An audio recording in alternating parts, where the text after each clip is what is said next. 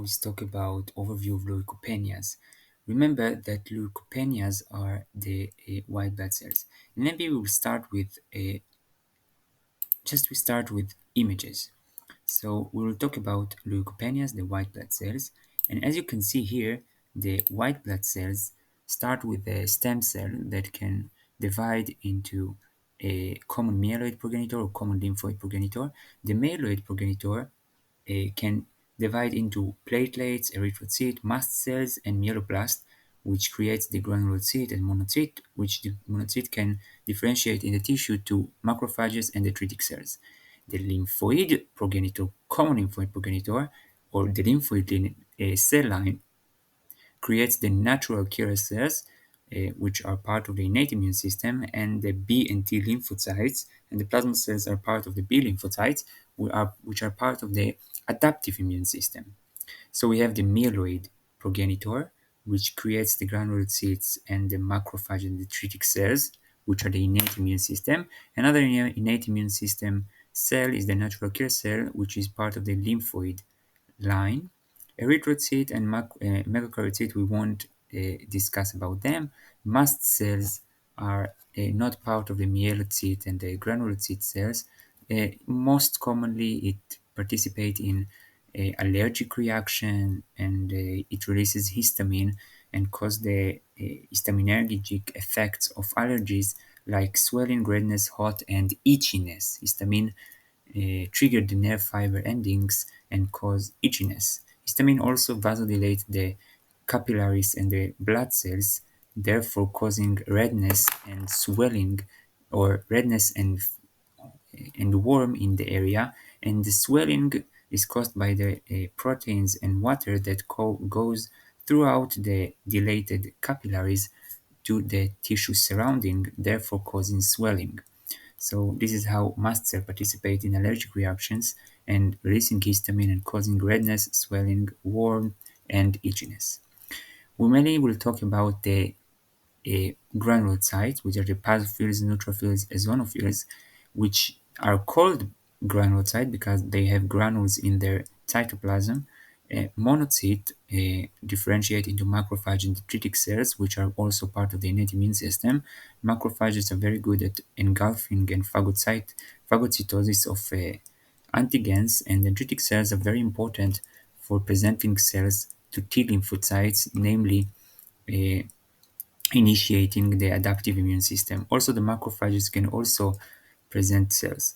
Monocytes themselves are important for the connection between the innate immune system and the adaptive immune system, as this is what their siblings does. The granulocytes mostly are part of the innate immune system. Neutrophils are the most important ones because they are the most common white blood cells. About 60% of white blood cells are neutrophils. Neutrophils can live for several hours, days, something like this, and several hours, and they engulf and phagocyte the antigen that just entered the body, that they are foreign bodies, and they kill them. They have reactive oxygen substances, and they can engulf uh, the antigen that invade the bodies, and they are a very important part of the innate immune system. When they are low, it causes neutropenia, and when they are too low, the patient is very, very susceptible for infections and weird infections and rare infections and reactivations of infections. What is called sometimes when the patient is neutropenic and he has fever, neutropenic fever, which is quite, let's say, a medical emergency because they should get broad spectrum antibiotics before the uh, bacteria can invade the body and cause a very, let's say, systemic inflammatory response, which is called cytokine storm, which cause very, very strong inflammation response with decreased blood uh, pressure and septic shock. So neutropathic fever is very dangerous, and when neutrophils are low, it is a very dangerous situation.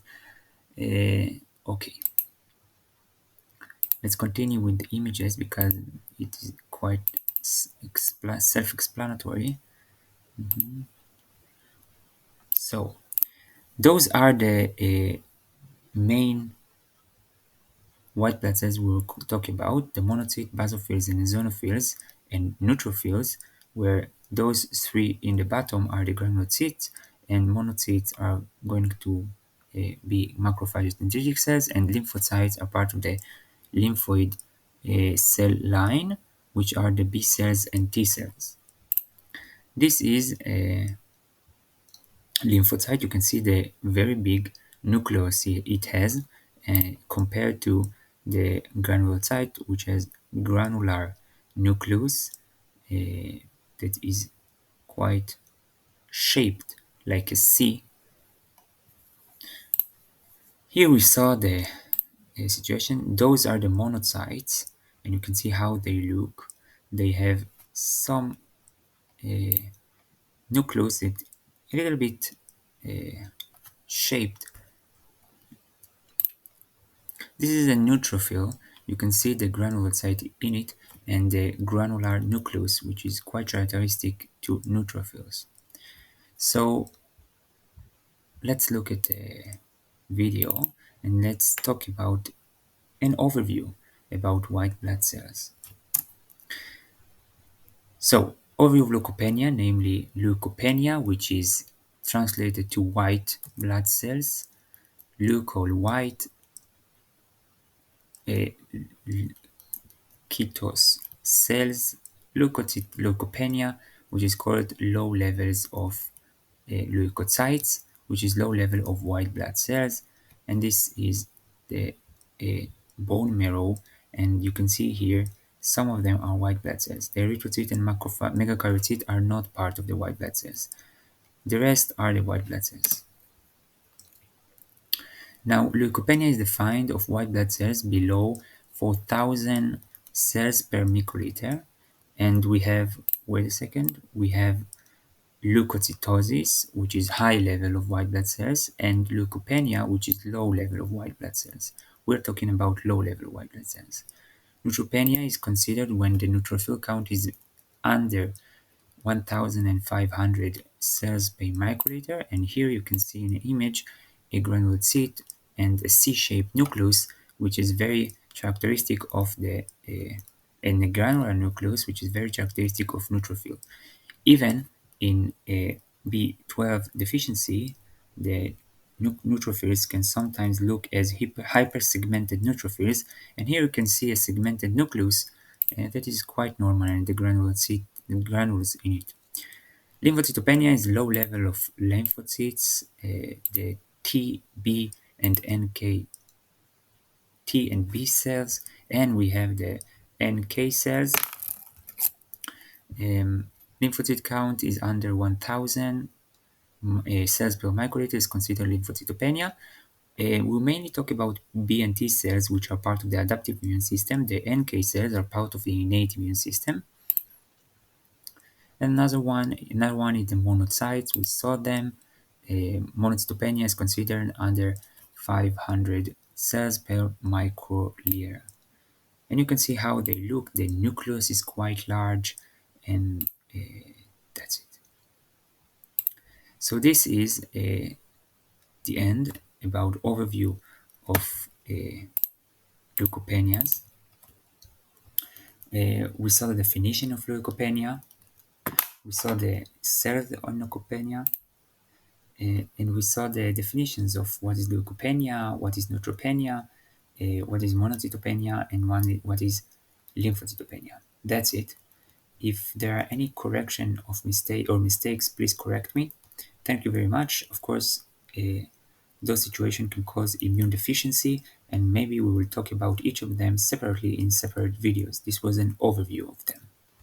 That's it.